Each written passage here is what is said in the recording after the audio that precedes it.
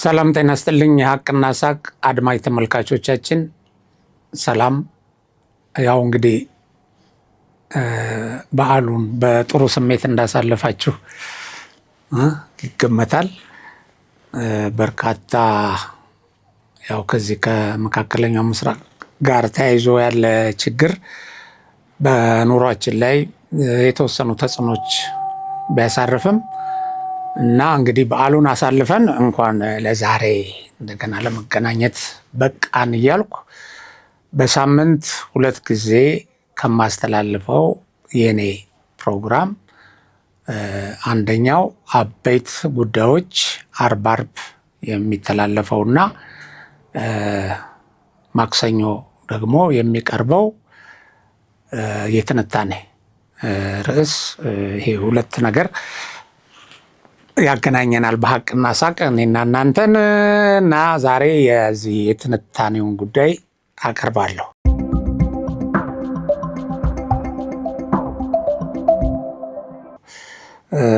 ወደ ትንታኔው ወደ ሀገራችን ወቅታዊ ሁኔታ ላይ ያተኮረው ትንታኔ ላይ ከመግባቴ በፊት እንደዚሁ ይሄ የኢራን አሜሪካና እስራኤል ጦርነትና እሱም ተከትሎ በመጡት መዘዞቹ የተነሳ ያሉት ችግሮች አሁንም እየቀጠሉ ነው።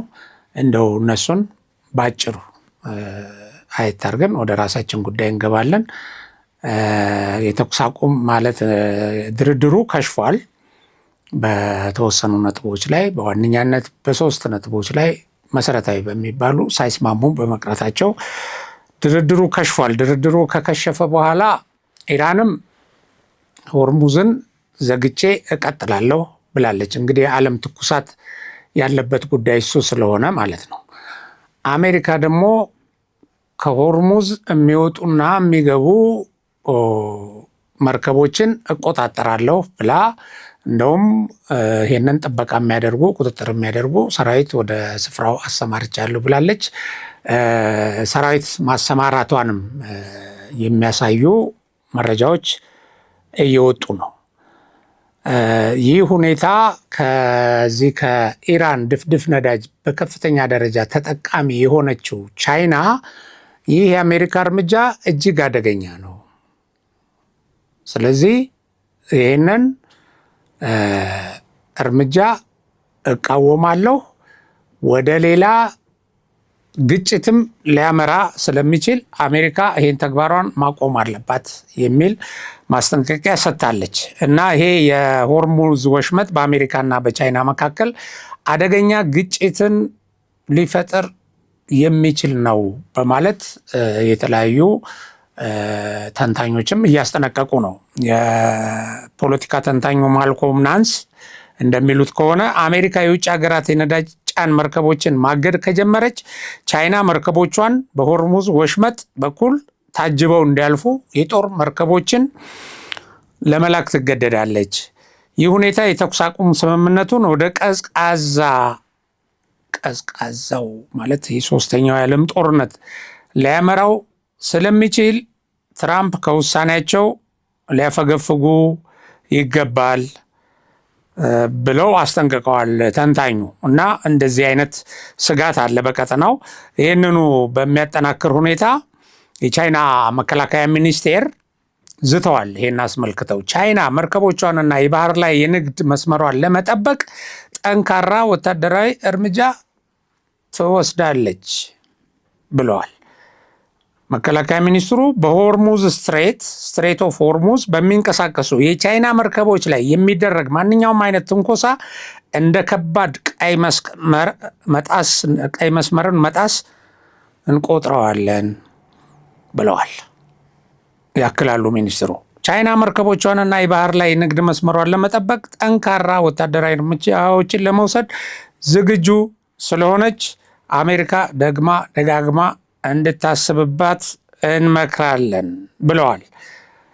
እንግዲህ ችግሩ ወደ ዓለም የሚያስፈራ የዓለምን ትኩሳት ከፍ ወደሚያደርግና ምናልባትም ይህን ቀዝቃዛውን ጦርነት ለመጀመር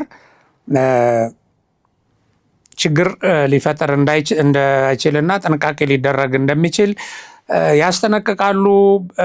እንደገና ደግሞ የሶቪየት የአሜሪካና የኢራን ውጥረት ባየለበት በአሁኑ ወቅት የሩሲያ የጦር መርከቦች ወደ ሆርሙዝ የባህር ወሽመጥ ደርሰዋል የሚል ዜናም ወጥቷል። በተለያዩ ሚዲያዎች ነው ይሄ ዜና የወጣው። ከ67 በላይ የሩሲያ የጦር መርከቦችና 7 የኒውክሌር ሰርጓጅ መርከቦች ወደ ሆርሙዝ የባህር ወሽመጥ ገብተዋል። በዋነኛነት ሲኤምኤን ይሄንን ዘግቦታል። ሌሎች ሚዲያዎችም ተከታትለው ዘገባውን አሰራጭተውታል። እንግዲህ ስጋቱ ትንሽ ከፍ እያለ እየሄደ ነው። በድርድር የሚፈቱ ካልሆነ በስተቀር ይህንን ጉዳይ በከፍተኛ ደረጃ።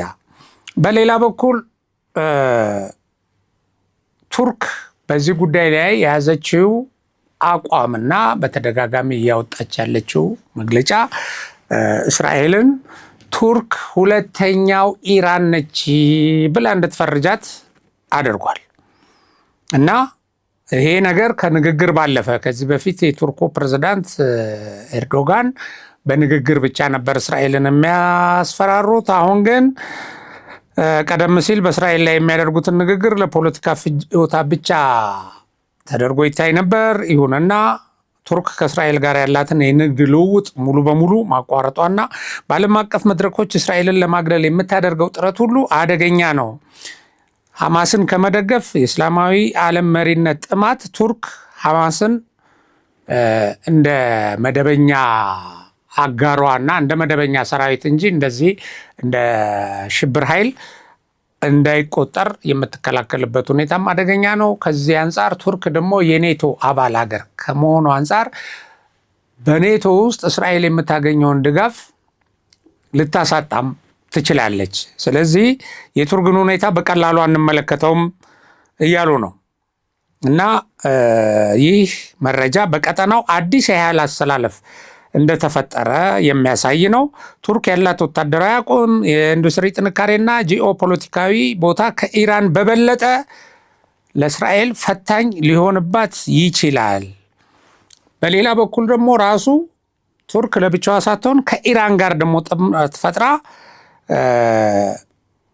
ምንም እንኳን ሁለቱ ሀገራት ባላንጣ ቢሆንም በእስራኤል ጉዳይ ላይ ያላቸው የአቋም መገጣጠም እስራኤልን ከሰሜን ቱርክ እና ከምስራቅ ኢራን በጠላትነት እንዲከቧት እስራኤልን ስለሚያደርግ ይሄ ነገር እስራኤል ቱርክን እንደ ጠላቷ ፈርጃ ቀጣይ እርምጃ ለመውሰድ ልታስብበትና ራሷን ልታዘጋጅ ይገባል በሚል የእስራኤል መከላከያ ሚኒስቴር እና የውጭ ጉዳይ ሚኒስቴር በተለያየ አገላለጽ ግን ተመሳሳይ የሆነ አቋም በዚህ ጉዳይ ላይ አረማምደው ቱርክንም ወደ ማስጠንቀቅ ወደ ማስፈራራት የገቡበት ሁኔታ አለ። ቱርክም ተመሳሳይ ነገር እያደረገች ነው እና ይሄ ጉዳይ በጣም እየሰፋ ይፈታል በአጭር ጊዜ ተብሎ ከማሰብ ይልቅ ቀጣይነቱና ይበልጥ አደገኝነቱ እየታየ መሆኑን ለመግለጽ ነው። ኢራን ደግሞ እኛን ወደሚመለከተው ጉዳይ ወደኛ ቀረብ በሚለው ጉዳይ ልምጣና አሜሪካ በሆርሙዝ ላይ የምታደርገውን ቁጥጥር ከቀጠለች ቀይ ባህርን የባብ አልመንደብን ወሽመጥ ሁሉ እዘጋለሁ ብላለች። ይሄ እጅግ በጣም አስቸጋሪና በተለይ እንደ ኢትዮጵያ ላሉ ለሌሎችም የምስራቅ አፍሪካ ሀገራት ጭምር በጣም አደገኛና አስቸጋሪ ነው። በዚህ በምስራቅ አፍሪካ ቀጠና በዚህ በመካከለኛ ነው በአፍሪካ ቀንድ የጦር ሰፈር ያላቸው ሀገራትም ይሄ ችግር ሊያርፍባቸው ይችላል። ዋነኛ ታርጌት ያደረገችውም እነሱን ነው። ግን በድህነት ላይ ያሉ ሀገራት ለዚህ በጣም ተጎጂነት ለጉዳት ለመጋለጥ የሚያሰጓቸው ሁኔታዎች እየታዩ ነውና ጉዳዩ ይበልጥ ወደኛ እየቀረበ መሆኑንም መገንዘብ ያስፈልጋል። እንግዲህ እንደዚህ አይነት ችግሮችን ለመግታት ብዙ እርምጃ ተራምደን ነበር። የነዳጅ ድፍድፍ አውጥተናል፣ የተፈጥሮ ጋዝ አውጥተናል፣ የሪፋይነሪ ግንባታ ጀምረናል። ሁለተኛ የጋዝ ማውጫ ፋብሪካም እንደዚሁ ግንባታ ጀምረናል። አንፎርቹኔትሊ ምናልባት ይሄ የሪፋይነሪው ማለቅ በጣም ወሳኝ ነው እና 1 ዓመት ከ6 ወር ነው የተያዘለት። ከአሁን በኋላ 1 ዓመት ከ6 ወር ያስፈልገዋል፣ 18 ወራት ማለት ነው። እዚህ ጋር ብንደርስ የድፍድፍ ነዳጃችንን አጣርተን ለሀገር ውስጥ ፍጆታ ለመጠቀም እድሉ ነበረን። የተፈጥሮ ጋዛችንንም እንደዚሁ እና ከዚህ በፊትም ደጋግሜ ይሄን ነገር አንስቼዋለሁ። የአሰብ ጥያቄ ከባህር በርም በላይ እዛ የገነባ ነው ሪፋይነሪ ከፍተኛ ወጪ ያወጣንበት የነዳጅ ማጣሪያ ያለ ስራ ቁጭ ያለ አለ። ዝም ብሎ እያረጀ እየዛገ ያለ ማለት ነው። ይህን በተወሰነ እድሳት ወደ ስራ ማስገባት የሚቻልበት እድል ይኖራል እና አሁን ይሄ ራሱ ወደ ቀይ ባህር የመመለሳችንን አስፈላጊነት ከፍ ያደርገዋል። አሁን እየተነሳን ቀይ ባህር ምንድን ነው ምናምን ትንኮሳ ነው እንደዚህ የሚሉ ቅጥረኛና ባንዳ ኢትዮጵያውያኖች በዚህ ጉዳይ ሲያላዝኑ በጣም ነው የሚያሳፍረው። ችግር ሲመጣ ደግሞ ችግሩ ላይ እንጠለጠላሉ። አሁን የነዳጅ ጉዳይ እንደዚህ ያደረገ ሰልፉ ምኑ ህዝቡ ኑሮ ላይ ያመጣው ነገር ምናምን እያሉ ይህንን ለፖለቲካ ፍጆታ ሊጠቀሙበት ይፈልጋሉ። ይሄ እንዴት ፈታ የሚለውን የማያመለክት ፖለቲከኛ ኢትዮጵያ እንድትወድቅ፣ እንድትንኮታኮት፣ እንድትፈርስ ከሚሰሩ የውጭ ጠላቶች በላይ ለኢትዮጵያ ጠላት ነው። ምክንያቱም የኢትዮጵያውያኖችን የባህር በር አስፈላጊነት ጥያቄ የጋለ ስሜታቸውን ለማቀዝቀዝ ርብርብ ነው የሚያደርጉት እነዚህ ሰዎች። አሁን ባለፈው የጀነራል ጻድቃን በሚዲያ ላይ መግለጫ ሰጥተዋል። በጣም ሰፊ ትንታኔ የዚህ የባህር በር አስፈላጊነት ለቀጠና ሁሉ ኢትዮጵያ ወደ ቀይ ባህር ካልተመለሰች ቀጠና ሁሉ ሰላም አይሆንም፣ የተረጋጋ አይሆንም ብለው ገልጸዋል። እና አስፈላጊነቱ በዛ ደረጃ የሚታይ ነው። አሁን እነዚህን 2 የባህር በሮች አንቃ ይዛ ሪፋይነሪውንም እዛ አንቃ ይዛ ግታ ምንም ጥቅም እንዳያስገኝ አድርጋ ኢቭን አከራይቶ እንኳን ከዚህ ገቢ ለኤርትራ ህዝብ አስገኝቶ የኤርትራን ህዝብ ከድህነት ከኋላ ቀርነት ማላቀቅ የሚቻልበት እድል በሰጥቶ መቀበል እያለ ኢሳያስ የሚባል የግብፅ ቅጥረኛ ስለ ኤርትራ ጥቅም ሳይሆን ስለ ግብፅ የሚያስብ ግብፅ አደርግ ያለችውን የሚያደርግ ሰው በዚህ ጉዳይ ላይ ያው ብዙ ነገሮቻችንን ጉሮሯችንን አንቆ ይዟል። ጉሮሯችን ከታነቀበት ነገርና ህመሙ ይበልጥ የሚሰማን አሁን ሪፋይነሪ ነው። ጠቅላይ ሚኒስትር አብይና መንግስታቸው የዚህ ነገር አስፈላጊነት በከፍተኛ ደረጃ ተረድተው የሪፋይነሪ ግንባታ አስጀምረዋል። ሪፋይነሪ ቢኖረን ኖሮ አሁን የወጣውን ድፍድፍ ነዳጅ ለገበያ እናቀርበውም ነበር። በቀጥታ ለሀገር ውስጥ ፍጆታ እናውለው ነበር እና በዝቅተኛ ዋጋም ነው የሚሸጠው የተጣራ ነዳጅ ስላልሆነ ማለት ነው። እና ይሄንን በዚህ በኩል መንግስትን የሚያስመሰግን ስለ ነገ ስለ ዛሬ ብቻ ሳይሆን ስለ ነገ የሚያስብ በጣም አርቆ ባለራዕይ መሪዎች እንዳሉን ያሳያል። ከፍተኛ የሽብር ስጋት ያለበት የትርምስ ቀጠና እንዲሆን የተሰራበት አካባቢ ላይ ነው ይሄ ነገር የተሰራው። ያንን ሰላም በማስከበር ያ ስጋት እንዳይኖር በማድረግ በጠንካራ የመከላከያ ኃይልና የጸጥታ ኃይል አካባቢው እንዲጠበቅ እና ሰላማዊ ሆኖ ልማት እንዲካሄድበት በማድረግ ጭምር እነዚህ ነገሮች እየተሰሩ ነው። እነዚህ ነገሮች እየተሰሩ ታስታውሳላችሁ። የሶማሌው ፕሬዝዳንት የሶማሌ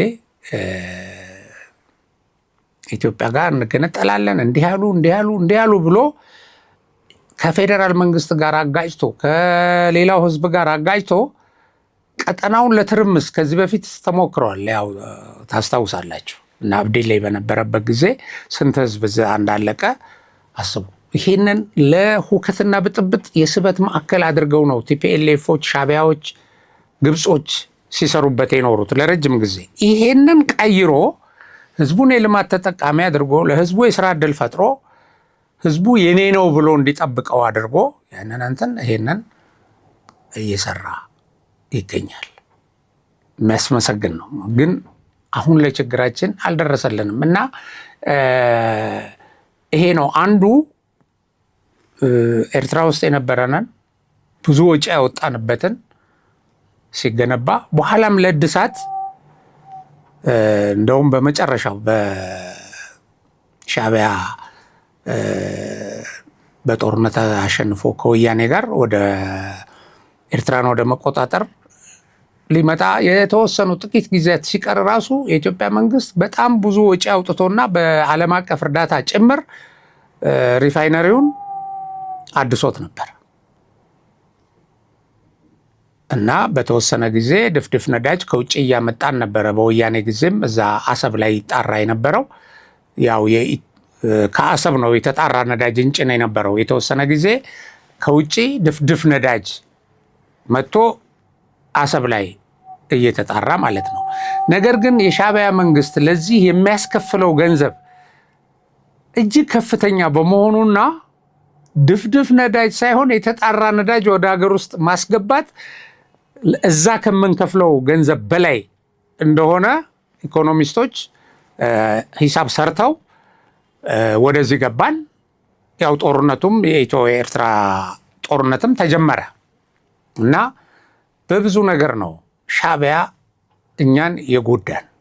ህመሙ እንደዚህ ባለ ጊዜ የበለጠ ይሰማናል። እንደዚህ ችግር በመጣ ጊዜ ዓለም አቀፍ ጫና ላያችን ላይ ባረፈ ቁጥር የነዳጅ እጥረት እንደዚህ አይነት አደጋ ለዛሬ ብቻ ሳይሆን ለነገም በደቀነበት ወቅት ከብዙ ፈተና ይታደገን ነበር። ኢትዮጵያ በብዙ ነገር ራሷን ብትችል እና ወደ መቻል የሚደረጉ እንቅስቃሴዎች አሉ። አሁን ያለንበት መንገድ ላይ ያለንበት ወቅት ግን ለእንዲህ አይነት ችግሮችን ሊፈታልን አልቻለም። ወደፊት ተስፋ ያለን ቢሆንም አሁን ላይ እንደዚህ አይነት አደጋዎች አሉ ለማለት ነው። አሁን በዚሁ ወደ ይሄ አሁን ከኤርትራ ጋር ያለው ጉዳይ ብዙ ጊዜ የኢትዮጵያ ጉዳይ ብቻ ተደርጎ ይታያል። ማለቴ አሁን ኢትዮጵያ ወደ ቀይ ባህር ብትመለስ ኢትዮጵያ ብቻ ተጠቃሚ የምትሆን ኢትዮጵያም ይሄን ጥያቄ ስታነሳ በጣም ከፍ ተደርጎ እንደዚህ ሊያደርጉ ነው። ይሄ ስግብግብነት አሁን ባለፈውም ኢሳያስ መግለጫ ሲሰጡ ሰምተናል። አንዱ እንግዲህ ስግብግብ ብለው ነው የገለጹት እና ግን እኮ ይሄ ነገር ከኢትዮጵያ በላይ ለኤርትራ ይጠቅማል። አሁን አንዳንድ የበሰሉ ኤርትራውያን ከጥላቻ የራቁ ከዚህ ከኛ ከኢትዮጵያ ባንዳዎች ፕሮፓጋንዳ ራቅ አድርገው የሚያስቡ ኤርትራውያኖች ከዚህ ከባህር በርም በላይ ኖ ኤርትራ ከኢትዮጵያ በመለየቷ ተጎዳች እንጂ አልተጠቀመችም ብለው በማሳያ ጉዳቱን በመግለጽ አብረን ብንኖር የበለጠ ተጠቃሚ እንደምንሆን ያመለከቱበት እንትን አለ። ከምቀኝነት ከጥላቻ ከእንደዚህ አይነት ነገር ወጥተህ ስታይ ይሄ እውነት ነው። አሁን አንድ የኤርትራ አክቲቪስት ሚዲያ ላይ በድምፅ ወጥቶ ሲናገር ሰምቸዋለሁ እና ምን ይላል? አሁን ያለው የኢትዮጵያ መንግስት አብይ አህመድ ኤርትራን ቢመራ የሁለት ወደብ ባለቤት ቢሆን ይልና አሁን የሰራቸውን ልማቶች እየጠቀሰ ግን ደግሞ በዚህ ላይ የባህር በር ቢያገኝ ይላል። ኤርትራንም ኢትዮጵያንም የት ሊያደርሳቸው ይችል ነበር ይላል። ይሄ እውነት አይደለም? የባህር በር ሳይኖር እንደተባለው ይሄ ነዳጅ ማጣሪያ፣ ሌሎች ነገሮች ወደ ውጭ የውጭ ንግዶቻችንንና የገቢ ንግዶቻችንን ያለ ችግር የምናሳልጥበት ሁኔታ ቢፈጠር እና ልክ ኢትዮጵያ ውስጥ ያሉት ግንባታዎች ኤርትራም ውስጥ አፕላይ ቢደረጉ የት ይደርሳሉ እነዚህ ሁለት ሀገራት? እና በቁጭት ነው የሚናገረው። አስባችሁታል? ሁለት ወደብ ይዞ ይላል። ሁለት ወደብ ይዞ ግን ሻዕቢያ እንዴት አድርጎ ነው ኤርትራን የገደለው? ምንም እንቅስቃሴ ሳያደርግ በወደቦቹም ሳይጠቀም እንደዚህ እያለ የሚገልጽበት ሁኔታ አለ።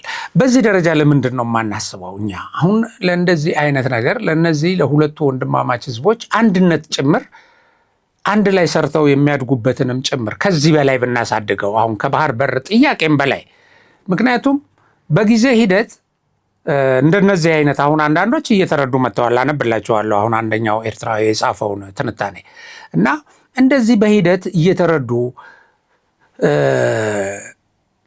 እውነት ላይ መሰረት አድርገው በቅንነት መሬት ላይ ያለውን እውነታ እየገመገሙ የሚመጡ ሰዎች እኮ ቢኖሩ ተጠቃሚዎቹ በእውነት ነው የምላችሁ በምንም መመዘኛ ኤርትራውያኖች ናቸው ከምንም በላይ። እና እንደዚህ ይለናል አሁን የኤርትራው እንትን ኤርትራ ከኢትዮጵያ መገንጠሏ ምን ጠቀማት? እውነቱን እንነጋገር ብሎ ነው የሚጀምረው። የዚህን ወጣት ትንታኔ ወዲ ሻምበል ወደ አማርኛ መልሶታል። እሱ የመለሰውን ነው እንትን እምላችሁ ወዳጃችን ወዲ ሻምበል እናመሰግናለን። እና እንደዚህ ብሎ ይጀምራል። ሞገስ ንጉስ ነው የሚባለው። ዌብሳይቱን ፈልጋችሁ ሞገስ ንጉስ ብላችሁ ገብታችሁ ትግርኛ የምታዳምጡ ሰዎች ትግርኛውን ልታዳምጡ ትችላላችሁ። አሁን በአማርኛ እሱ የገለጸው ሰላም ወንድሞች ለኤርትራውያኖች ነው። አንድ ጥልቅና አሳዛኝ እውነት የምንነጋገርበት ጊዜ ነው። ኤርትራ ከኢትዮጵያ መገንጠሏ በእርግጥ ለኤርትራ ሕዝብ ጥቅም አምጥቷል ብሎ ይጠይቃል። እስቲ አሁን በውጭም እንደ ኤርትራ ውስጥ ኔትወርክ አለም ግን እና ኢትዮጵያም ውስጥ ያላችሁ ያው ብዙ ቁጥር ያላችሁ ኢትዮጵያ ውስጥ አላችሁ። እስቲ ይህን ጥያቄ ጠይቁ ለራሳችሁ። ብዙ ጊዜ እንዲህ ያነሳ ነው ምናምን አልፈናል። ግን ቆም ብላችሁ እስቲ ጠይቁ ይሄንን ጥያቄ አምጥቷል ወይ ለኤርትራ መገንጠሉ ከስቃይና ከድህነት ውጪ ያተረፈልን ነገር እኮ የለም ብሎ ራሱ መልስ ይሰጣል። እና ከዛ በኋላ አንዳንድ ነጥቦችን ላንሳ ይልና የነጻነት ዋጋና ያለው ውጤት ይላል። ከነጻነቱ ያገኘነው ውጤት ይልና በንዑስ ርዕስ ለኤርትራ ነጻነት ተብሎ ከ80 ሺህ በላይ ሰማዕት ተከፍሏል። ነገር ግን የተከፈለው መስዋዕትነት ለዚህ አሁን ላለው ጭቆና እና ድህነት ነበረ ብሎ ይጠይቃል። ኤርትራ እንዲህ እንድትሆን ነበር ያ 80 ሺህ ሰው መስዋዕት የከፈለው ይላል። ሰው በሀገሩ በነጻነት መንቀሳቀስ ካልቻለ፣ ሀሳቡን መግለጽ ካልተፈቀደለት፣ ገንዘቡን ከባንክ ማውጣት ካልቻለ ነጻነት ያልነው ትርጉሙ ምንድን ነው? ሀገር ማለት ህዝብ አይደለም? ህዝቡ ካልተደሰተ ደግሞ ምንድነች ሀገር? አሁን ሁለት ወደብ አለኝ እንደዚህ ያለች ኤርትራ ይሄ ሰፊ ነች፣ ሉዓላዊነቷ የተከበረ በየአመቱ በሚከበር እንትን ድቤ እየተጨፈረ የነጻነት በዓል እየተባለ እየተፎከረ ሌላውን ሀገር በመስደብ ስለ ዓለም አቀፍ ጉዳይ ትንታኔ በመስጠት የሚያልፈው ነገር ሁሉ ግን ለኤርትራ ምን አስገኘ ብሎ መጠየቅ ያስፈልጋል። ሁለቱም ናቸው የተጎዱት። የኢትዮጵያን ጉዳት ያው ቅድም ገልጬላችኋለሁ፣ ግን የኤርትራም ጉዳት ነው። ሁለቱ ሀገራት እንትን ቢሉ ደግሞ እነዚህን ጉዳቶች በደንብ ካገናዘብን ተጠቃሚ ናቸው። እና ሌላው ታሪካዊ ምጸት እና አይረኒ ተለየናት ካልናት ሀገር እየሸሸን እያጣጣልናት እቺ ኢትዮጵያን ማለት ነው። ዛሬ ግን 400 ሺህ በላይ ኤርትራውያን በኢትዮጵያ ጥገኝነት እየጠየቅን እንገኛለን ይላል። ኦኬ አንፈልጋትም፣ ጨቁናናለች፣ በድላናለች፣ ቅኝ ገዝታናለች ብለን የሸሸናትን ሀገር ነው የሚለን ይሄን እና እኛ ራሳችን ይሄንን ጥያቄ ስንጠይቅ በዛ በኩልም ሆነው ኢትዮጵያኖች አሁን ይሄን የሚያጣጥሉ ይሄንንም ማሰብ አለባቸው። ይሄን እሱ የጠየቀው ጥያቄ በዋነኛነት ለኤርትራውያን ነው። ግን እኛም ይሄንን አስበን በጋራ መጠቀም፣ በሰጥቶ መቀበል ማደግ ወደሚለው ነገር እንድንመጣ መስራት አለብን። ሁለቱን ህዝብ ለማራራቅ፣ በጠላትነት ለማሰለፍ፣ እንዲሰዳደብ፣ አንዱ ባንዱ ላይ የጥላቻ መርዝ እንዲተፋ ከማድረግ እኛም እንደዚህ እየተፉ የኛም ሰዎች እንደዚህ ከማድረግ ይልቅ በዚህ ደረጃ ብናስብ ጥሩ ነው እና ለሰርግ፣ ለሕክምና፣ ቤተሰብ ለመጠየቅ ሁሉም ወደ ኢትዮጵያ እየመጣ ነው፣ ከኤርትራ ወደ ኢትዮጵያ እየሄደ ነው ይላል እዛ ቦታ ላይ ነው። ታዲያ መለየቱ ምን ትርጉም አለው? ከምንወዳት ሀገራችን ተሰደን በጎረቤት ሀገር መኖር ትልቅ ታሪካዊ ውድቀት አይደለም? የራሳችን ሀገር መሆን እየቻለች እንደ ጎረቤት ሀገር እንደ ሁለተኛ ዜጋ ለምን ነው የሚለው እና ከዛ በኋላ ምን ይላል? አንድነት ኃይል ነው ይላል። ኤርትራና ኢትዮጵያ በባህል በቋንቋና በደም የተሳሰረ አንድ ህዝብ ናቸው። ተለይቶ መኖር ብቻውን ዓላማ ሊሆን አይገባም። ተለይቶ መኖር በራሱ ካልበለጸክ ካላደግ በራሱ ዓላማ ሊሆን አይገባም ይለናል። ዓለም ወደ የጋራ እድገት እየተጓዘች ነው። እኛ ግን ተለይተን በጨለማ ውስጥ እየኖርን ነው። ከጎረቤት ሀገራት በተለይ ከኢትዮጵያ ጋር አንድ ሆኖ መኖርና መስራት ለሁሉም ህዝብ ጠቃሚ ነው የሚለን። ከዛ ዓለም አቀፍ ምሳሌዎች ብሎ የሚያቀርባቸው አሉ። ተለይቶ መኖር ወደ የጋራ እድገት፣ ከተለይቶ መኖር ወደ ጋራ እድገት የገቡ ጀርመንን ይጠቅሳል። ተገንጥለው ነበር፣ ዳግም ተዋህደው አብረው አድገዋል። አሁን ለምሳሌ ጀርመን እና ከሁለተኛው የዓለም ጦርነት በኋላ በምስራቅና በምዕራብ ተከፍለው ለዘመናት ተጣልተዋል። ምስራቅ ጀመር እንደ ኤርትራ በጭቆናና በድህነት ተሰቃይ ነበር። በ1990 ግን የበርሊን ግንብ ፈርሶ ሁለቱ ጀርመኖች ተዋሃዱ። አሁን ጀርመን በዓለም ላይ ያው ታላቅ እና የበለጸገች ሀገር ነች። ህዝቦቿም የብልጽግናዋ የታላቅነቷ ተጠቃሚዎች ናቸው። ከምስራቅም የመጡት ምዕራብም የነበሩት አንድ ጀርመን ሆነው በአንድ ላይ እየሰሩ ሪሶርሳቸውንም ጉልበታቸውንም አይምሯቸውንም አስተባብረው ማለት ነው። ስለዚህ እንደዛ ይለናል። ቪየትናምን ይጠቅሳል። በሰሜንና ደቡብ ተከፍላ ብርቱ ጦርነት ካካሄደች በኋላ በ1975 ዳግም ተዋሃደች። አሁን ቪየትናም በኢኮኖሚ እድገት ከዓለም ፈጣን ሀገራት አንዷ ሆናለች። የአውሮፓ ህብረት አሁን የአውሮፓ ህብረትንም ይጠቅሳል። የአውሮፓ ሀገራት ፈረንሳይ፣ ጀርመን፣ ጣሊያን ለዘመናት ሲጣሉና ሲገዳደሉ ቆይተዋል። አሁን ግን ድንበራቸውን ከፍተው ዜጎቻቸው በነፃነት ከሀገር ሀገር እየተዘዋወሩ ይሰራሉ። ይህም ሰላምና ትልቅ ብልጽግናን ያመጣል። የህዝብ ንቃተ ህሊና ይልና ዜጎች ከፖለቲካ መፈክሮች ወጥተው ተጨባጭ ሁኔታዎችን መገምገም አለባቸው። በምትኖርባት ሀገር ኤርትራ እያሉ ከመጮህ ይልቅ ያለው ስቃይ የሚቆምበትንና ከጎረቤቶቻችን ጋር በሰላምና በጋራ የምንኖርበትን መንገድ እናስብ፣ ደጋግመን እናስብ። ኢትዮጵያኖችም ይሄንን እናስብ፣ ለዚህ እንስራ። ፍቅር ስንሰጥ ፍቅር እንቀበላለን ማለት ነው እና በዚህ ጉዳይ እንግዲህ የሁለቱን ሀገር ህዝብ ስሜት ጠቅላይ ሚኒስትር አብይ አህመድ ወደ ኤርትራ ሄደው በሁለቱ ሀገራት መካከል የነበረው ጦርነትም ሰላምም ያልሆነ ሁኔታ እንደገና ይሄ ቁርሾው የጠላትነት ስሜት እሱ የሚጠፋበትን የሰላም ንግግር ባደረጉበት ጊዜ እንዴት ህዝቡ ነቅሎ ወጥቶ ደስታውን ፈንጠዝያው ምን እንዴት እንደገለጸ አይተናል።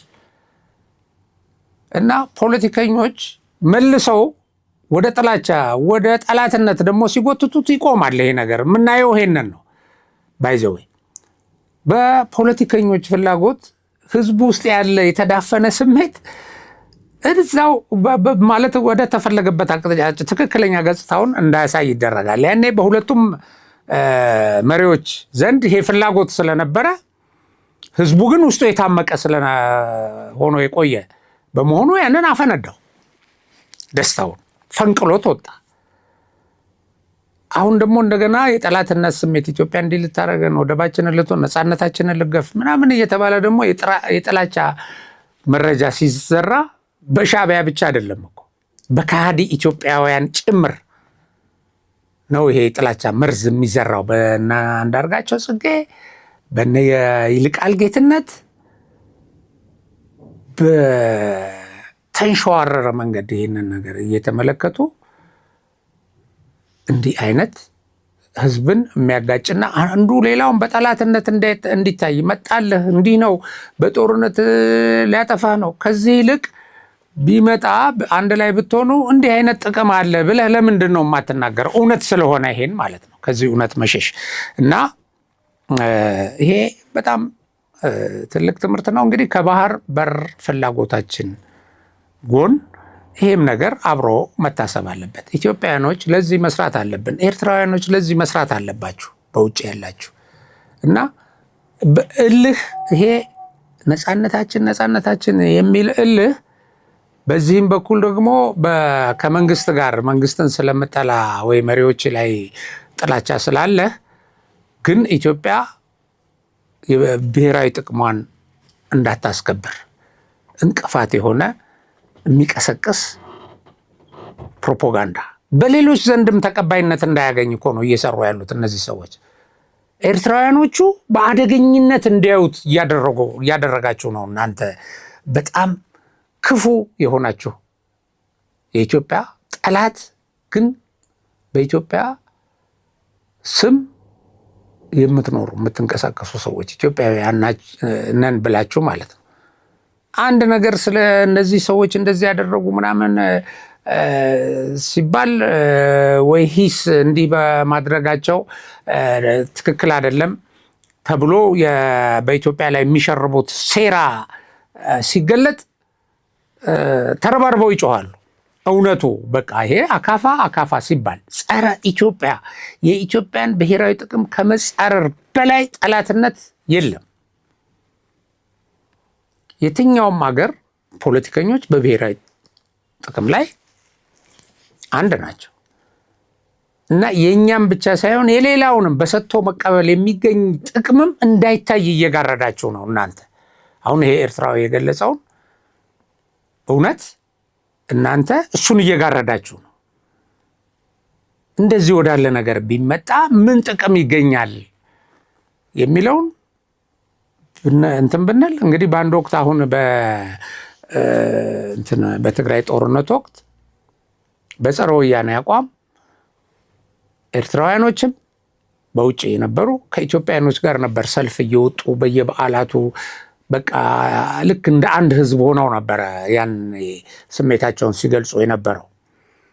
አሁን ይሄ አንድን በጦርነት ኢትዮጵያን ለመውጋት የቆመ ግን ኢትዮጵያዊ የሆነ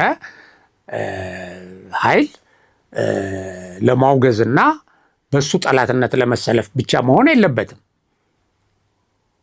ለነሱም ይጠቅማል። አሁን ለትግራይ ተወላጆችም በተለይ ድንበር አካባቢ ስላሉ ይሄ በፌዴራል መንግስት እውቅና ያገኘ ህጋዊ አንድነት ወይም ትስስር ቢፈጠር ይበልጥ ተጠቃሚ ይሆናሉ።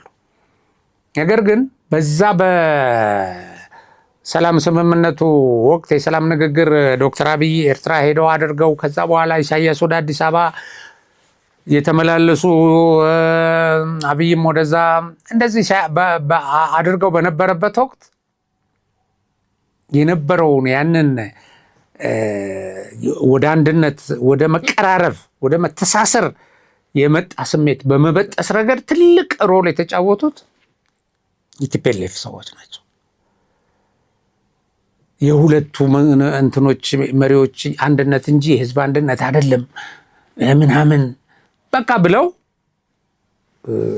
ይሄ ነገር እንዲቋረጥና ኤርትራ በወዳጅነት ኢቭን ከትግራይ ህዝብ ጋር ጠቅላይ ሚኒስትሩ እኮ ኢሳያስን አምጥተው የሆነ በዓል ላይ እኮ ከደብረ ጽዮን ጋር አገናኝተው ይሄ የጥላቻ ስሜት እንዲጠፋ ለማድረግ ትልቅ ሙከራ ሞክረዋል። ግን ሌሎቹ የቲፒኤልኤፍ መሪዎች በፍጹም ይሄ እንዲሆን ስለማይፈልጉ እዚህ ላይ ሰሩ። መራራቁ ላይ ምን ፈጠረባቸው? ከዛ በኋላ ጦርነቱ ሲፈጠር ኤርትራውያኖችም ወይም የሻዕቢያ ወታደሮችም ወደ ውጊያ ገቡ። ከዛ ሮኬትም ተኮሱ። ምን አሉ? ጠላቴ ነው ወያኔ የሚለውን ከአይምሮ በፊትም የነበረ አስተሳሰብ ነው። ይበልጥ ያንን ይዞ ወደ ጦርነት ገባ። ተጎዱ፣ ተሸነፉ እና ይሄ ተንጋለው ቢተፉ ተመልሶ ባፉም ይባላል። የሰሩት መሰሪ ተግባር ለዛ ጉዳት አደረሳቸው። ያ ስምምነት በዛ ደረጃ ቀጥሎ ቢሆን ኖሮ አሁን የት እንደርስ ነበረ ብለን ማሰብ አለብን። እና ሁልጊዜ ለብጥብጥ ከሰላም ይልቅ ሁከትና ብጥብጥ፣ ከእርቅ ይልቅ ጸብ፣ አብሮ ከመኖር ይልቅ መለያየት መርሁ የሆነው ህወሓት ነው ይሄንን ያደፈረሰው። ያን እነ ስዩም መስፍን እየወጡ ይሰጡ የነበሩት መግለጫ በጣም ነው የሚገርመው። የኢትዮጵያን ጥቅም አሳልፎ ሰጠ፣ የኤርትራ ደህንነቶች አዲስ አበባ ውስጥ እንደዚህ ገቡ፣ እንደዚህ ሆኑ፣ እንደዚህ ሆኑ። ወደ እነሱ ከሚያመጣው ስጋት ተነስተው ነው ይሄንን የሚተነትኑት። ግን ይሄ ነገር በእርቅ ቢፈታ እነሱም ቢሆን ይቅር ቢባባሉ ኖሮ እንደዛ አይነት የመተላለቅ ሁኔታ ሊፈጠር አይችልም ነበረ። ንግድም እኮ በዛ በጠረፍ አካባቢ ተጀምሮ ነበረ። በጣም በከፍተኛ ደረጃ የኤርትራ ድንበር ተከፍቶ እና ይሄ የጋራ ተጠቃሚነትን ማሰብ፣ በጋራ ተጠቃሚነት ኢትዮጵያ ታድጋለች፣ ኤርትራ ታድጋለች። በጋራ ተጠቃሚነት የዚህ ውጭ ሀገር ሆናችሁ የጥላቻ መርዝ የምትተፉ ቤተሰቦችም ተጠቃሚ ይሆናሉ። አሁን ኑሮ ተወደደባቸው እንደዚህ ሆነ የምትለው ኑሮ እንዳይወደድ የሚያደርገውን ነገር ለምንድን ነው የማትሰራው? ከሱ ለማትረፍ ለምንድን ነው የምትሯሯጡት? እና ይሄንን ካልኩ ሌላ አንድ ማነሳው ርዕስ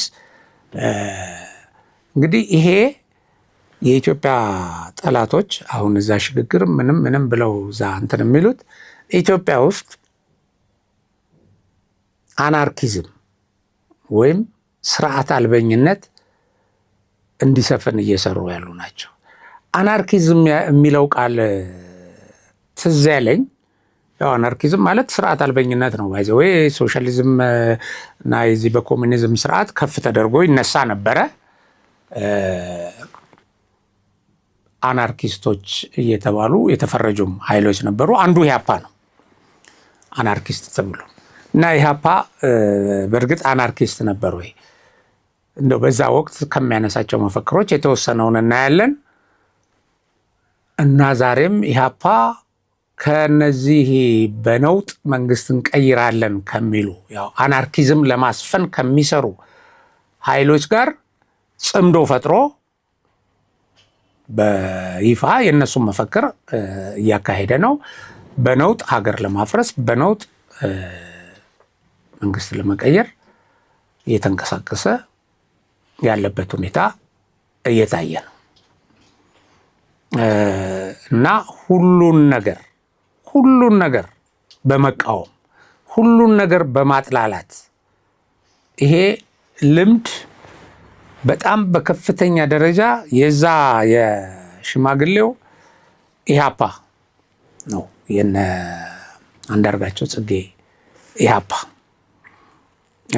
እና አሁን አናርኪዝም ለመፍጠር ይሄ የአናርኪዝም አደጋ በከፍተኛ ደረጃ ካልተከላከል ነው ወደዛ እንድናመራ እየተሰራ መሆኑን በጣም ማስታወስ እና ማስገንዘብ ይገባል።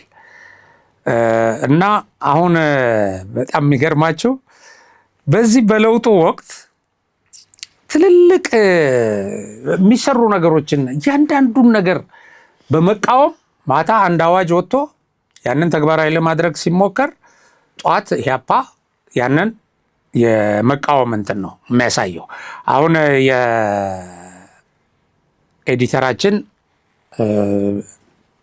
እንትን ላይ እንደሚያሳየን ትመለከቱታላችሁ። ይሄ ዲሞክራሲያ የሚለው የኢህአፓ ልሳን ነው። አሁን እዚህ ላይ ሰዎች በስዕል በፎቶግራፍ አስገብተው አያት ኢህአፓንና የልጅ ልጅ ኢህአፓን ጎን ለጎን አድርገውበታል። ከታች ግን ያለው ከዛች በወቅቱ እያሳተመ ከሚበትናት ጋዜጣ የተወሰደች ነች። ዲሞክራሲያ ትላለች። እቺ ዲሞክራሲያ በዚህ እትሟ በ1811 ነው የወጣው። 66 ዓመተ ምህረት ላይ ልክ አብዮቱ እንደፈነዳ እና ደርግ መፈክር ይዞ ወጥቶ ነበር እና ምንድን ነው የሚለው ያለምንም ደም ኢትዮጵያ ትቅደም ነበር የሚለው እና ወጥተው ሁሉ በጂፕ ምናምን ላይ ይዘመር ነበር ያለምንም ደም ኢትዮጵያ ትቅደም እየተባለ በቀና መንፈስ ይላል እና ይሄ ቃል ይሄ ሞቶ አሁን ምን ይወጣለታል? አሁን ተግባራዊ ይሁን አይሁን ሌላ ጉዳይ ሆኖ ይሄን ገና ሲወለድ ገና እንዲህ ተብሎ በመዝሙርም በመፈክርም እየተሰማ ባለበት ወቅት ዲሞክራሲያ ተቃውሞ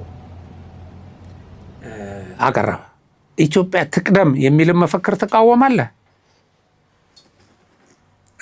ስለዚህ ምን ይላል? ይህን ሲቃወም የኢትዮጵያ ሰፊው ሰርቶ አደር ህዝብ ይቅደም ይላል። በጅምላ አይደለም የኢትዮጵያ ህዝብ። ያው ይሄ እኮ ያለፈው ስርዓት አቆርቋዦች እኮ በሞት መረሸን አለባቸው፣ በስታሊን ብትር መመታት አለባቸው የሚል እኮ መፈክር ሲያሰማ የነበረው ደርግ እነዚህን ሰዎች ከስልጣን አግልሎ ባስቀመጠበት ጊዜ፣ ንጉሱንም እዛ ቤተ መንግስት በጥበቃ እንዲቀመጡ ባደረገበት ጊዜ ኖ እንዲህ አይነት አብዮት የለም እያለ ይቃወም ነበር እና ከዛ ይመነጨ ነው የኢትዮጵያ ሰፊው ሰርቶ አደር ህዝብ ይቅደም ይልና የጦር ኃይሎች የፖሊስ ሰራዊትና ያው ዛ ስክሪንም ላይ ያነበባችሁት የጦር ኃይሎች የፖሊስ ሰራዊትና የብሔራዊ ጦር አስተባባሪ ደርግ ኢትዮጵያ ትቅደም ብሏል። እኛ የኢትዮጵያ ሰፊው ሰርቶ አደር ህዝብ ይቅደም እንላለን። በመሰረቱ ሁለቱ አረፍተ ነገሮች ሁለት መሪ ቃሎች ተቃራኒ ላይሆኑ ይችላሉ። ግን ኢትዮጵያ ትቅደም የሚለው መሪ ቃል ትርጉሙ ግልጽ አይደለም። መብራራትና መወሰን አለበት አንድ ነገር ላይ። ኢትዮጵያ ትቅደም ሲባል የትኛዋ ኢትዮጵያ? የመሳፍንትና የመኳንንት የውጭ ሀገር ከበርቴ ጥገኛ ኢትዮጵያ ወይስ የተጨቋኙ? እነዚህ መሳፍንቱና መኳንንቱ በጫንቃው ተሸክሞ እነሱ በወፈሩ መጠን እየደቀቀ፣ እነሱ በከበሩ መጠን እየተዋረደ፣ እነሱ በበሉ መጠን እየተራበ የሄደውን የሰፊውን ህዝብ ኢትዮጵያ የትኛውን ኢትዮጵያ ነው የምትሉት? ኢትዮጵያ ትቅደም የሚለው መሪ ቃል በውዳሴ ከንቱ የድሮ ኢትዮጵያ የሚላት ጊዜው ያለፈባት ኢትዮጵያና የመሳፍንትና የውጭ ሀገር ከበርቴዎች አገልጋዮች ኢትዮጵያ መውደም እንዳለባት እስካላመለከቱ ድረስ የነዛ የከበርቴዎቹ ኢትዮጵያ እሷ መውደም እንዳለባት እስካላመለከቱ ድረስ አሁን ለሚፈለገው ለውጥ ተገቢ መሪ ቃል ሊሆን አይችልም። የተጨበጠ የፖለቲካ ይዘት ያለው መሪ ቃል መሆኑ ቀርቶ ሞራላዊ ስብከት ይሆናል። በስብከት ኑረናል። ችግሮቻችን ግን ፍንክች አላሉም። መሪ ቃሉ የተወሰነና ተጨባጭ የሆነ ይዘትና ስራ የሚያመለክት መሆን አለበት። ስለዚህ ኢትዮጵያ ትቅደም ትክክል አይደለም ይላል እና ያለምንም ደም የሚለውንም ተቃውመዋል።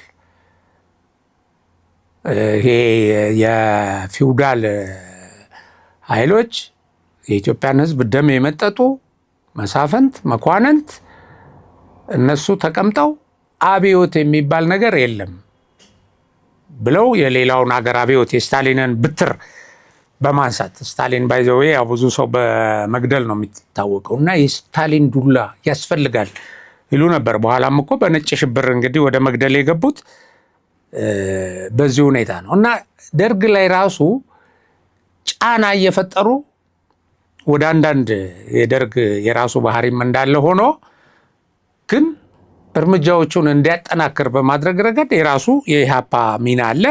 በኋላ እየተለያዩ ሲሄዱ ያው ራሱ ኢህአፓም ደርግን ወደ መግደል ከአብዮት ጥበቃ ጀምሮ ያሉትን ሰዎች በተጻራሪም ደግሞ ደርግ ወደ አስከፊ አንድ አናርኪስት ደም በሺህ አናርኪስቶች ትመነዘራለች ብሎ እነሱ ጥቂት መሪዎችን ገለውብኛል እኔ ብዙዎችን እገላለሁ ብሎ ወደ ጭፍጨፋ ገባ። ያው በሁለቱም መንገድ አንድ ትውልድ ተከፍሏል። አንድ ትውልድ በጣም የሚያሳዝኗቸው በጣም ለትልቅ አቅም የነበራቸው ለሀገር ትልቅ ጥቅም ሊሰጡ የሚችሉ ሰዎች ተረሽነዋል። አሁን የሸዋሎል መንግስቴ የምትባል በጣም በሳል ጋዜጠኛ፣ በጣም ጥልቀት ያለው የስነ ጽሁፍ እውቀት ያላት የምትጽፍ ልጅ በአደባባይ በሽጉጥ ገለዋል። እነዚህ ስኳዶች አንድ ጸሐፊ እንደጻፉት በሻዕቢያና በጀብሃ ነበር ስልጠና እየተሰጣቸው። በቃ ሻርፕ ሾተር ሆነው በሽጉጥ በቃ ግንባር እያሉ ሰዎችን በየሄዱበት ቤታቸው ሁሉ እየገቡ ምሳ በሚበሉበት ቦታ ግድያ ይፈጽሙ ነበር። እና ይሄንን ነው። ሌላው ሲፈልጉ እነዚህ ከኛ የተለየ ሀሳብ የሚያራምድ ሰው ጠላታችን ነው ብለው የሚያስቡ ናቸው። ልክ እንዳሁኖቹ ግልገል አናርኪስቶች። ያው ስርዓት አልበኝነት ነው ይሄ። መንግስት የሌለበት ሀገር እፈጥራለሁ፣ ህዝብን ሆ ብሎ ነውጥ አድርጎ መንግስት እንዲገለብጥ አድርጋለሁ ማለት አናርኪዝም ነው። እና በግለሰብ ደረጃም ፈርጀው በቃ እናሸንፋለንና እናሸንፋለን በሚል እኮ ጸብ ነበር። ላባደርና ወዛደር በሚል አገላለጽ ጸብ ነበር ማለት የተለያዩ የፖለቲካ ቡድኖች ናቸው ወዛደር የሚሉና ላባደር የሚለው። አሁን መኢሶንና ኢህአፓ በተለይ በዚህ በጣም ክፍፍል ነበራቸው። ይሄንን ደርግም ላባደር ማለት በላቡ የሚያድር ነው፣ አይ ወዛደር ነው መባል ያለበት፣ ላቡ አልቆ ወዙ ከውስጡ ይንጠፈጠፋል ይላል። ያኛው ደግሞ አይ ወዝ ኬት ያመጣል ድሃ ይሄ እንትን ተሸክሞ አዳሪ ከማሽን ጋር የሚታገል ምን ወዝ አለው፣ ስለዚህ ላባደር ነው መባል ያለበት የሚል በጣም ከፍተኛ ፍጭት ይደረግ ነበር፣ እስከ መገዳደል ያደርስ ነበር። አሁን እዚህ ደግሞ የምታዩት መፈክር እሱ ደግሞ ምን ይላል? ጸጋዬ ገብረመድህንን የቲያትር ቤት ስራ አስኪያጅ ነበሩ ተሾመ እንግዲህ ያን ጊዜ። እና እንግዲህ አርቲስት ያው ጸጋዬ ገብረመድህን ምን ማለት እንደሆነ ታውቃላችሁ፣ እና ምን አይነት ሰው እንደሆኑ። በህዝብ ኪነት የነገደው ሶሻል አብዮተኛው እብሪተኛ ደራሲ ጸጋዬ ገብረመድህን ይውደም የሚል መፈክር እንደዚህ ጽፈው ሰልፍ ወጥተዋል። እዛ እንግዲህ ቲያትር ቤት ውስጥ ያሉ ኢህአፓዎች በእንደዚህ አይነት በየመስሪያ ቤቱ እንደዛ ያስወጡ ነበረ። በአየር መንገድ እንደዛ አመፅ ያስነሱ ነበረ። በየድርጅቱ በመከላከያ የተለያዩ ክፍሎች በአየር ወለድ፣ በእግረኛ፣ በሙዚቀኛ በምን እንትናቸው ሴላቸው በከፍተኛ ደረጃ እኮ ተዘርግቶ መጨረሻ ላይ እኮ ይሄ ለቁርስ ያሰቡንን ለምሳ ያሰቡንን ለቁርስ አደረግናቸው ተብሎ ቤተ መንግስት የተላለቁትም እኮ በዚህ በኢህአፓ ጦስ ነው። አንዱ የኢህአፓ ክንፍ ሌላውን በኃይል ከእንትኑ ሊያስወግደው ሲል እና በሰዎች ላይ እርምጃ ለመውሰድ የታጠቀ ኃይል አዘጋጅተው እያሉ ሌላው አስቀድሞ ስለደረሰበት የመንግስቱ ኃይለማርያም ቡድን እንግዲህ የደረሰው ግድያ በታሪክ ውስጥ በጣም በጣም በጣም የሚያሳዝን ነው። ቤተ መንግስት ውስጥ በቃ እዛ የሚሰሩበት ቦታ እንዲህ አይነት ነገር ለመፍጠር እየሰሩ ነው። አሁን የዘመናችን አናርኪስቶች እየሰሩ ነው። ጥሪ የሚያደርጉትን በደንብ አዳምጣችሁ ከሆነ መከላከያ ውስጥ እንትን እንዲል ይሄ አስተሳሰባቸው እንዲገባና የመከላከያ ኃይል እንዲነሳ ባለቆቹ ላይ በመንግስት መዋቅር ውስጥ እንደዚህ እያደረጉ ክፍፍል ፈጥረው ከውስጥ እንዲፈነዳ ይላል። አሁን ልደቱ አያሌው ከውስጥ እንዲፈነዳ ማድረግ አለብን ሁሉ ይላል። አያችሁ፣ ይሄ የስርዓት አልበኝነትን ለማስፋፋት የሚደረግ ነው። እና እንግዲህ አሁን ይሄኛው የልጅ ልጁ ወይም ቢኮሎ ኢህአፓ ልክ እንደዛ ውጪ እንዳሉት እንደ ሽግግር መንግስት መመስረት አለብን በህዝብ አመፅ እንደሚሉት፣ ሌላው ደግሞ እዚህ አማራ ክልል ምርጫ እናደናቅፋለን፣ በሽግግር መንግስት ብቻ ነው የኢትዮጵያ እንትን መፈታት ያለበት፣ እኛ ስልጣን ካላገኘን ይሄ የአማራ ህዝብ ጥያቄ መፍትሄ አያገኝም እንደሚሉት ኃይሎች ከነዚህ ጋር ተናበው አምስተኛ ጽምዶ ሆነው ወያኔ፣ ሻዕቢያ፣ ይሄ የነውጡ ኃይል፣ የአመፅ አደራጅ ኮሚቴው፣ ፋኖ አምስተኛ ረድፈኛ ስለሚባል ነገር ታስታውሳላችሁ? አዎ፣ ኢትዮጵያ በደቡብ ጌዲዮ እና ሱዳን፣ በሰሜን ሻዕቢያ፣ ጀብሃ ምናምን ወያኔ፣ በምስራቅ እና በደቡብ ይሄ በምዕራብ ነው ያልኳቸው ኢዲዮ እና ሱዳን እና በደቡብና ምስራቅን ደግሞ ሶማሊያ እንደዚህ በተከበበበት ወቅት በአራቱም ማዕዘን ማለት ነው፣ በአራቱም የኢትዮጵያ አቅጣጫ በሰሜን፣ በደቡብ፣ በምስራቅ፣ በምዕራብ እንደዚህ በተከበበበት ሰዓት አምስተኛ ረድፈኛው ኢህአፓ የከተማ ውስጥ ውጊያ ከፍቶ ነበር። የከተማ ውስጥ ውጊያ እና ጠላት እንግዲህ በዙሪያው የተለያየ ኢንተረስት ያላቸው ኢትዮጵያን ሊያዳክሙ ሊያፈርሱ የሚፈልጉ ኃይሎች ማለት ነው።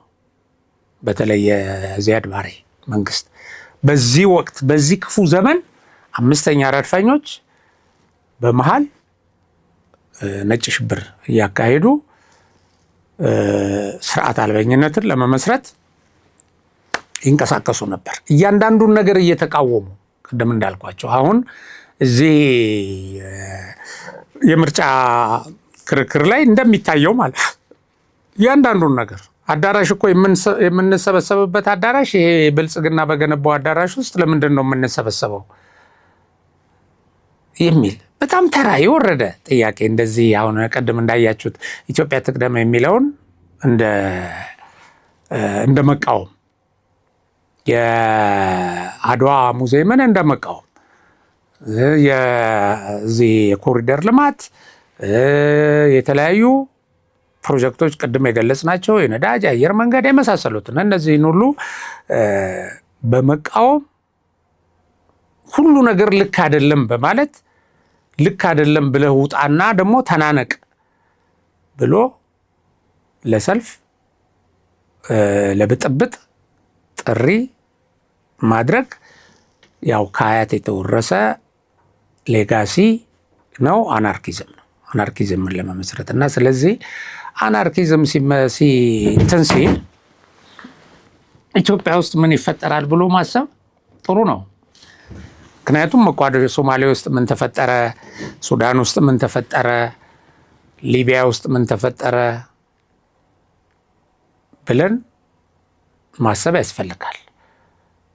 የስርዓት አልበኝነት ውጤት ነው። ለምን ጥያቄዎችን በመንግስትን በመገልበጥ ብቻ የመንግስታዊ መዋቅሮችን በማፈራረስ ያሁን ስርዓት አልበኝነት አናርኪዝም አማራ ክልል በከፍተኛ ደረጃ እየተካሄደ ነው። ምንም እንትን የለውም። የህዝብ መገልገያዎችን በማቃጠል መኖሪያ ቤቶችን በማቃጠል እንደዚህ በማድረግ መሪ አልባ ለማድረግ የሚደረግ ነገር አናርኪዝም ነው እና ይህ አናርኪዝምን አደጋ በጋራ እንከላከል። ውጤቱ እንደዚህ አይነት ነገር በሚፈጠርበት ጊዜ መተናነቅ፣ መተራረድ፣ መዘራረፍ፣ ንብረት ዋስትና የለውም፣ ህይወት ዋስትና የለውም። ሶማሌ በዚያድ ባሬ ውድቀት በኋላ እንደዛ ነው የሆነችው። ሶማሊያ በሙሉ ከሶማሌ እቃ ለመዝረፍ አንድ መኪና መቋደሾ የሆነ ቦታ አንድ ሰው በቁጥጥር ስር ሲያውለው ሌላው ሰው ደግሞ እሱ ላይ ተኩስና ያንን መኪና መያዝ ይፈል ሌላው እየተኮሰ 5-6 ሰው ሞቶ አንድ መኪና እስከ እንትን ጅጅጋ ድረስ ይመጣ ነበር። እዛ ያን ጊዜ ሶማሌዎች ሲገልጹት ማለት ነው። የቤት ጣራ እየተነቀለ የግለሰብ ሀብት የምን ሻንጣ፣ ሶፋ፣ ምን በሙሉ ቢሊሊቆ ይባል ነበር። እዛ ጅጅጋ እያመጡ እየተገዳደሉ ማለት ነው የሚያመጡት። ስለዚህ አሁን ያለው እኮ የታጠቀ ኃይል አሁን ዘረፋ የሚያካሂድ አሁን ዛሬ ጧት አርማጮ አካባቢ እንዲሁ ሌሊት መጥተው ሙቀት ነው ውጭ የተኙትም ቤት የተኙትንም ሞባይላቸውን ገንዘባቸውን ምናምን እንደገና ሲዘርፉ ህዝቡ ተጫጭሆ ተጠራርቶ አሁን እንዲህ አይነት አደረጃጀት ፈጥሯል። ህዝቡ ራሱ ከዚህ በፊትም እንደዚሁ ይዟል እና አንዱን ያዘው ሌሎቹ አመለጡ። ያው እንትን ብለው አንዱን አስረው ምናምን አይቻለሁ እዛ ምስል ላይ። አንዱ ባለፈው እንዳያችሁት ቀሚስ ለብሶ ገብቶ የአንድ የሰላም ኃይል ልጅ አግቶ ሊወስድ ሲል እንዲሁ ተሯሩጦ ህዝቡ አስጥሎ እንደዚህ ሲገልበው ከስር የታጣቂውን ልብስ ለብሷል። ከላይ በቀሚስ ሸፍኖ ነው በሰፊ ቀሚስ እና እንዲህ የሚያደርግ ኃይል ነው እንትን ውስጥ የሚመጣው። በቃ ግርግር ሲነሳ እነዚህ በዘረፋ ልምድ ያካበቱና በዘረፋ መኖር የሚፈልጉ ሰዎች ናቸው። ብጥብጥ ሲፈጠር ጥቅማቸውን ወደ ማስከበር ሄደው እንደገና ደግሞ በቂም በዚህ በጥላቻ ቅስቀሳ በምን አንዱን ከአንዱ ጋር ለማናቆር ወይም የአንዱ ጠላት አድርጎ ለማሳየት የተሰራ ስራ በጣም ብዙ ነው። እዚህ ግራውንድ ላይ ታውቃላችሁ፣ እሱ ነው ተግባራዊ የሚሆነው። ስለዚህ እንዲህ አይነት የአናርኪዝም አደጋዎች ከዚህ በፊት ዋጋ ከፍለንባቸዋል። አንድ ትውልድ በልቷል። ይሄ ሁሉንም የሚመቃወም ሁሉንም ልክ አይደለም ብሎ ለነውጥ የማዘጋጀት እንትን ወደዛ ስለሆነ የሚያደርሰን እንጠንቀቅ። መንግስትም ህዝብን ጠብቅ፣ የህግ የበላይነትን አስከብር። አናርኪዝም ማለት እኮ የህግ የበላይነት እንዳይኖር ማድረግ ማለት ነው፣ ሌላ እንትን አይደለም። ሰራዊት መፍረስ አለበት ስትል ፖሊስ፣ ይሄ ጸጥታ ኃይል መፍረስ አለበት ይሄ እንትን አይልም። ግን የታጠቀ ኃይል ደግሞ እያለ ማለት ነው። አሁን መከላከያ በሚወጣበት ቦታ ሁላችንም እንደሰማ ነው ወዲያውኑ ገብተው በቅጽበት አቀጣጥለው አንድደው አውድመው ነው የሚወጡት። ይሄንን ከዛ መከላከያ ሲገባ ነው ይሄ ነገር የሚቆመው። መከላከያ ባለበት ቦታ ደግሞ ይሄንን አያደርጉም። መከላከያ ጥበቃ ያደርጋል። ይሄንን ለማምጣት መከላከያ መፍረስ አለበት፣ የጸጥታ ኃይል መፍረስ አለበት እያልክ መግለጫ ትሰጣለህ። ምን ስርዓት ህግ የሌለባት ሀገር እንድትኖርና እርስ በርስ እንድንበላላ ማለት ነው። እኔ እንደዚህ እርስ በርስ የተበላሉ ሰዎች በስርዓት አልበኝነት ምክንያት አይቻለሁ። የአፍሪካ ሀገራት አይቻለሁ እና አንዳንዱ ቦታ ኢቨን እኛ ከመድረሳችን በፊት የተደረጉ የኛ ሰራዊት ሰላም አስከብሮ ካረጋጋ በኋላም የተፈጠሩ ነገሮች አሉ። ግን ከዛ በፊት የነበሩትንም እዛ ስናያቸው በፊልም ወደ ተወሰነ ኢላማ የሚተኩስ አይደለም ያለው። የሚገርማችሁ እንደዚህ ብጥብጥ ሲነሳ ዝም ብለህ ያኛውም ወደ አንተ ስለሚተኩስ እንደዚህ ነው ፊት ለፊት የሚተኩሱት። መትረየስ እንደዚህ ይዘው እንደዚህ ሲተኩሱ ታያለህ። ማን ነው ያ? ያክስቱ ልጅ ያጎቱ ልጅ ምን እኮ ሊሆን ይችላል። እሱም ታጥቋል በዛ በኩል። ስለዚህ እንደሱ እየተኮሱ ሄደው ይዘርፋሉ። ዘርፎ ሲወጣ ሌላው ይደፋዋል አለ። እንደዛ በቃ እንደዚህ ዘርፎ ሲወጣ ሌላውን ገሎ ዘርፎ ሲወጣ ሌላው ሲደፋው ምናምን ታያለ እዛ ፊልም ላይ። አሁን እንደዚህ አይነት ነገር ነው ብዙ ሀገራት ላይ ተፈጥሯል። በዚህ ስርዓተ መንግስትን ስትበጣጥስ ወይም ስርዓትን ስታጠፋና ስርዓት አልበኝነትን ስታሰፍን ይሄ ነው የሚሰፍነው። እና ጥሪ እያደረጉ ያሉት እነዚህ ኃይሎች ስርዓት አልበኝነትን ለማስፈን ነው። ስርዓት አልበኝነት ከፍተኛ አደጋ አለው። ስለዚህ ይሄንን የኢትዮጵያ ሕዝብ ልትመክት ኖ ልትል ይገባል። ለዚህ ተባብረህ የራስህን ሀገር ማጥፋት የለብህም። በራስህ ላይ ሞት መጋበዝ የለብህም። መንግስትም ስርዓት ህግን የማስከበር ኃላፊነትን ልትወጣ ይገባል። ለነገሩ ጠቅላላ ስናደርገው ይሄ ካልተቆጣጠር ነው እንደዚህ ለማለት ነው እንጂ አሁን የጸጥታ ኃይሉ እጅግ በጣም ዘመናዊ በሆኑ የመሳሪያዎች ቴክኖሎጂዎች የተደራጀበት ዘመን ነው። አሁን እንደዛ ጊዜ ወይም እነሱ እንደሚፈልጉት አሁን እነዛ እንደ ድሮው እያሰቡ ሊሆን ይችላል ብለው እንደሚያስቡት አይፈጠርም። ምናልባት ይሄ ከጸጥታ ኃይሉ ቁጥጥርም ውጭ አይሆንም። ስላልተፈለገ አይደለም እስካሁንም እንደዚህ የሆነው። አሁን በዓላት ላይ እንደምታዩት ነው። አሁን በዓላት ላይ ብዙ ነገር ይፈልጋል። ይሄ ሽብር ኃይሉ ብዙ ነገር እኮ ማድረግ ይፈልጋል። ግን ጥበቃ የሚደረገው ቁጥጥር የሚደረገው በጣም በተራቀቁ የቴክኖሎጂ መሳሪያዎች ነው። በጣም ዘምኗል። ይሄ ስላለ ስጋት ሊኖር አይገባም ማለት ከዚህ ቁጥጥር ውጭ ይሆናል በሚል ግን ይሄ ፍላጎት አለ እና ከዚህ በዚህ ደረጃ ካለው የጸጥታ ማስከበር አቅማችን በላይ ተሽሎክልኮ የሚፈጠር ነገር ግን ሊኖር ስለሚችል እርስ በርስ የሚኖረው ብጥብጥ ከፍ ሲል እኮ ራሱ በጸጥታ ኃይሉና በዚህ አመጽ አነሳሹ ወይም ለዚህ ለአመጽ በሚተባበረው ኃይል መካከል ስለምንድን ነው ለምን ጉዳት ይድረስ? ይህን ጉዳት አስቀድሞ መከላከል ያስፈልጋል ለማለት ነው። በዚሁ ለዛሬ ያዘጋጀሁትን የትንታኔ ርዕሶችን አጠናቅቃለሁ። በሌላ ዝግጅት እስከምንገናኝ ሰላም።